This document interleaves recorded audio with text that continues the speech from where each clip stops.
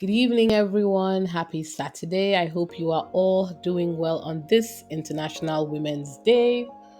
So today, as I've mentioned many times, for those of you who have been listening to my videos, this is the second deep dive I'm doing. And today we will be discussing Princess Catherine. Now, before I get started, I want to appreciate everybody who has joined my channel, who has subscribed. I'm really grateful to each and every one of you. I am beyond flattered and grateful. Please continue to share. Please continue to like so that we can build the algorithm. And I would like to introduce to people who are new to my space. I am a pro Meghan content creator, very much so. I stand 10 toes and 10 fingers down for the Duchess and for her family by extension, because I am not a fan of state-sanctioned bullying. I'm also, for those of you who may not have seen my previous videos, I'm also quite blistering and straightforward. I am not a very soft-spoken, nice creator, but I would like to also believe that I am very fair. And just before I get started, I would like to wish every woman happy International Women's Day. You inspire us, you take care of us, you encourage us. Shout out to my sisters all over the world. Now, before we get started, I've already spoken about the fact that I'm a Duchess Meghan fan. I want to be fair, and I am going to be as fair as I can be in this deep dive. This is not a personal attack against Princess Catherine. I don't have any problems. I don't have any thoughts about the woman, to be honest. In fact, I'll be upfront. The only thing I don't like about her was how she and her husband conspired with their press office to bully, harass, and intimidate Duchess Meghan and Prince Harry. Now, I don't work based on hearsay. I work based on what I saw in the media. I work based on the words of Harry and Meghan. And if Princess Catherine or her husband come out to contradict with evidence anything Harry and Meghan said, then we can come back to the table and have a different discussion. But for now, based on what I know from them, Princess Kate has behaved quite badly. And two documented evidence from the press that I have for what I'm talking about is one, when Kate allowed Kamala Tomini to tell the world that Meghan made her cry on her wedding day. And that piece of nonsense stayed in the media until Harry and Meghan disputed that on Oprah's interview, which was shocking to me. The other thing that I don't like about Catherine and her treatment of Meghan was after Meghan came, I think Meghan was still in her maternity leave, Princess Catherine shunned Meghan when she brought Archie to watch Harry at a polo game. I have pictures of that, and I believe because she gave Meghan a wide berth, because these society people tend to move in packs, Meghan was more or less shunned. And honestly, it was a truly terrible thing to see. And I'm not pleased at all. As a feminist myself, I really think that Princess Catherine could have had an opportunity to change her reputation in not only my eyes, but in the world press if she had embraced Meghan instead of acting like a bully and a mean girl. And as somebody who is also a feminist myself, that type of behavior is unacceptable. Now, I think that's a very good segue into what we are going to talk about now. I've gone slightly off tangent. Please forgive me. Now, the title of the script I've put together is Princess Catherine fit to be queen for a new generation? We are going to dive deep into the life of Princess Catherine, the Duchess of Cambridge turned Princess of Wales. It's been 14 years since she married Prince William in 2011. And with King Charles on the throne, she's inching closer to being queen. But here's the thing. The Independent, in celebration of International Women's Day, just dropped their Independent Women 2025 list. And Catherine snagged number 2 among UK's most influential women. That's pretty impressive, right? Except, let's look at who's number 1. Giselle Pellicot, the French grandmother who's a global icon for taking down rape culture. Pellicot's rewriting history and society, Catherine's waving from palaces. I know it sounds harsh, but it is true. So compared to icons like Queen Elizabeth II, Princess Diana, Princess Sophie, and Duchess Meghan, does Catherine stack up, or is she just coasting on royal vibes? So please stick around because we're breaking it down with receipts, some stats, and I'm frankly, guys, some hard truths. Once again, please hit that button, subscribe, and let's get into it.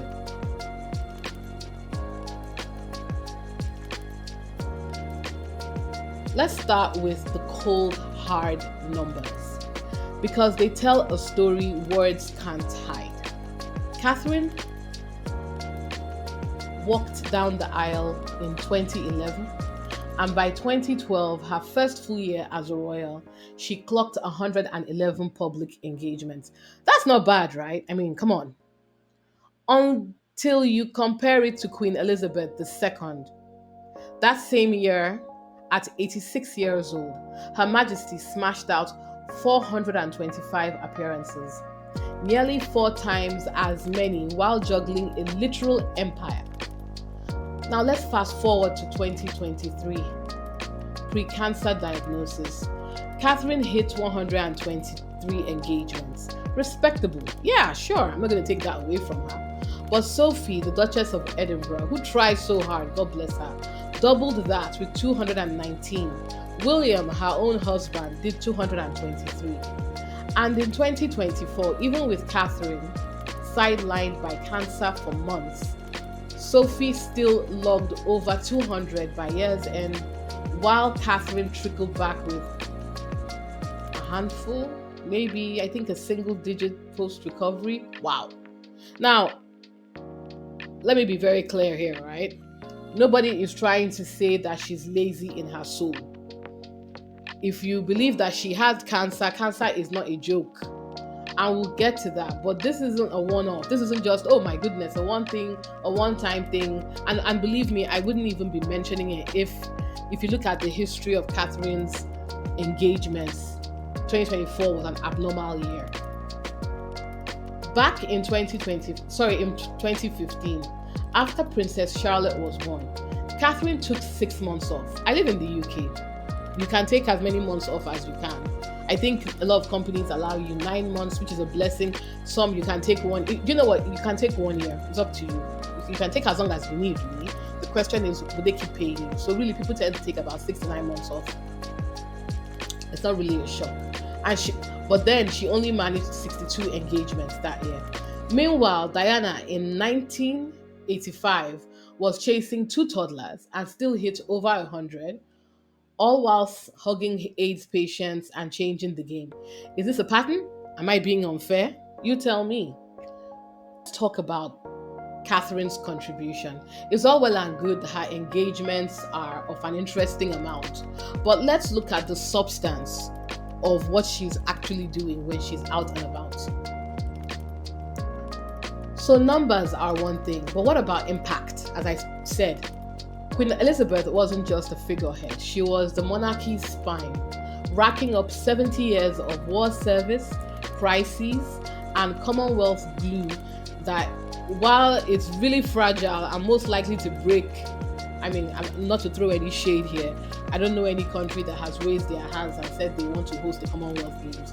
That should give you an indication where that particular association is going. And let's be honest, as somebody who also comes from a country that is quote unquote part of the Commonwealth, I'm not really seeing the benefit we're getting out of it with the anti-immigration rhetoric currently going on in the UK and some of the horrific, insulting comments the British Royal Rota and foreign and tabloid press were allowed to make about Nigeria just because Harry and Meghan were received quite warmly and invited because of the benefits of the Invictus Games and because Nigeria is hoping to host it one day. The British press went on a tirade, more or less called my country a war zone, referred to us as poor, referred to us as a ghetto.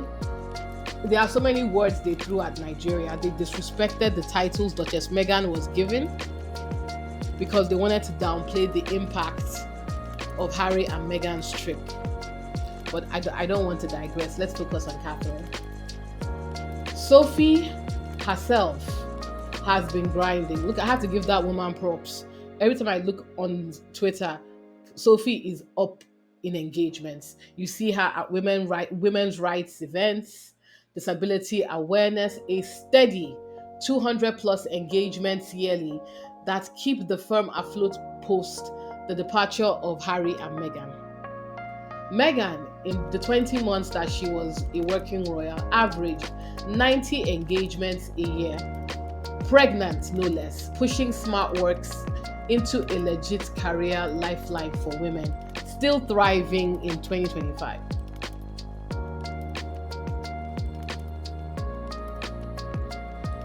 Now, I'm not trying to say Catherine is invincible.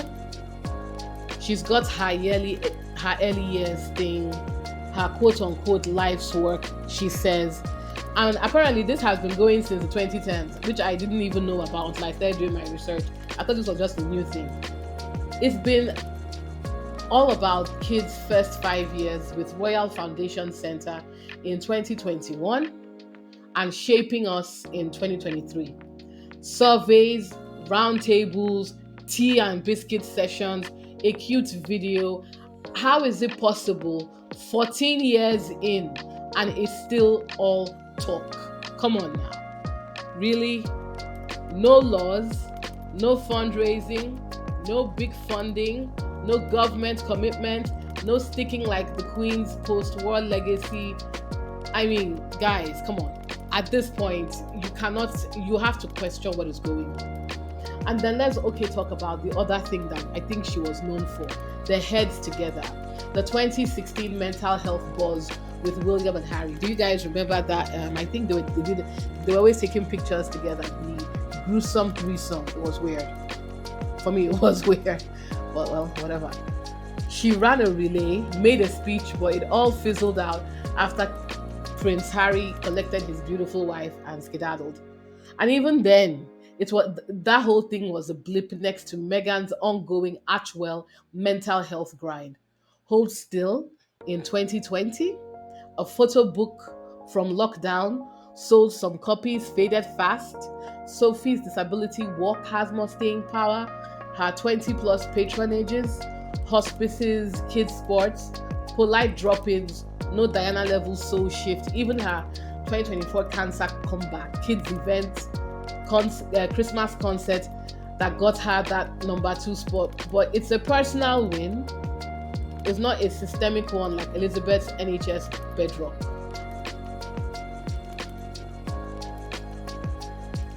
I mean, come on guys, let's be real. Catherine's projects sound good on paper, but they're all dust in the wind. Early years drags on with no punch. I mean, the only thing that we've seen recently, and guys, Kate fans, I'm very happy to be corrected here, was when she posted pictures of her children. And I'm sorry to say, she said they are pictures of her children. There's no evidence her kids actually drew any of that. So I mean, I'm sorry for being a bit shady, but let's keep it real. If you compare that to Sophie is out there making real waves yearly. Actually, I see her attending some pretty impactful events. Heads Together, which I just mentioned, was a flash, wasn't even a fire. Meghan, for the 20 months that she was here, the things that she's done are still burning bright. Hold Still was a coffee table book, not a movement. Queen Elizabeth built an era. Catherine's barely building a footnote. So where is her staying power? Is this the Millennial Queen we're supposed to be looking forward to? Let's talk visibility. Diana was electric. You couldn't look away. Meghan grabbed the spotlight, bending rules. A very good example is that Nigerian tour in 2024. No other royal in any of the Commonwealth countries has been greeted, loved, and adored like Duchess Meghan. Let's keep it real. Sophie, I have to give it to her, is another quiet hustler, racking up miles under the radar. And let's be clear, that is not her fault. Sophie is a very hard worker. It's not her fault that the press, instead of hyping the very good work she is doing, are choosing to focus on private citizens. Yes, I am referring to the Sussexes. Let's also look at Queen Elizabeth. The monarchs, the monarchy's heartbeat for decades. Now let's come back to Catherine. She's the queen of the curated moment. Perfect hair, perfect dress, £3,000 Emilia Wickstead coat frocks, and a smile that screams photo op. Her speeches are rare, her causes are rehearsed. Hold Still was artsy, Early Years is earnest, but it's no match for Diana's hospital hugs or Meghan's global grind and business acumen. Now, guys, let me be serious for a second here. Millennials and Gen Z, look, as a millennial myself, we don't want pretty. We have enough pretty. Meghan is gorgeous. Kate is beautiful. Sophie is pretty. These are beautiful women. We know they are pretty. We want fighters. We want climate champs. We want mental health warriors. We want boundary breakers. In our generation, millennials, we have seen the introduction of the cell phone. Now we are talking about streaming services, the internet, AI. We want people who are disruptors. Catherine's vibe feels old school, like she's stuck in a royal time capsule. And now, let me come to the biggest culprits of them all. The press. Oh yes, as you've seen on my page, I drag the royal router for their disgusting, bullying and relentless negativity against the Sussexes. So let's focus on them and how they have perpetuated and caused this problem, actually. They've been treating Catherine like a toddler who deserves a medal for tying her shoes. Take her post-cancer comeback in 2024, for goodness sake. She does a kids cancer event in September, sweet single-digit effort, then her big December 2024 Christmas Carol concert. The media lost their damn minds. Kate's back, so brave. But then you look at the numbers. X is a very, I have to give it to X. It's a cesspool now. But it's a very good way to quantify the public's response to engagement, to your activities. Let's look at the numbers. X posts clocked in a measly 42nd out of 50 in TV ratings. It was so bad. Do you know that ITV wouldn't even release official figures? I didn't even know that until I was doing my research. Meanwhile, Sophie is slugging away with 200 plus engagements in 2024. Barely a headline. Queen Elizabeth at 86 had, don't forget guys, before she passed, 425 appearances. Crickets until she passed. And one Nigeria trip in 2024. And the press dissected her every move. Praise or pylon, no in between. We all know who her is. Now let's come back again to Catherine. Catherine before her, let me be fair to Catherine. Let's look at 2023. Catherine's 123 engagements got her a crown emoji parade, while Sophie's 219 was a shrug. I didn't even know Sophie had that many in 2023. That's 62 in 2015 after maternity. Oh, she's a mom, so inspiring. Diana did 100 plus with toddlers and got roasted for less. Post-cancer, her handful of 2024 gigs like that Carol flop got the Daily Mail gushing. Kate's resilience. Guys, I'm sorry, what resilience? It's a ribbon cutting, not a revolution. It's not as if she was there daily planning everything out, planning out the music, booking the church they did it with, getting the press. She wasn't on the ground. I'm pretty sure she was just coordinating everything from her from her home. She has assistants to do it for her. All she had to do was get dressed and show up, and of course use the kids, I'm sorry to say this, guys, as PR. And I'm pretty sure that's why most people tuned in, let's be honest, to look at the babies. Now, let me go back to the Daily Mail's articles after that Carol flop. Kate's resilience. Resilience, like I said, is ribbon cutting, right? Not a revolution. The press treats her like she's a fragile porcelain. While Sophie grinds, Megan, a true hustler, and our dear late, our dear late Queen Elizabeth endured wartime scrutiny. This kids glove bias props up of performance. Where's the heat they threw at others? Where's the heat, guys? And one other thing that I thought was deeply embarrassing, and Kate should be embarrassed, frankly. Do you remember when the internet was having fun at her expense, just about March 2024, and she was forced to come out and say that they had found cancer when she had an abdominal surgery, and she was going for pre-cancer treatments, and the press had to come out and say Kate wrote that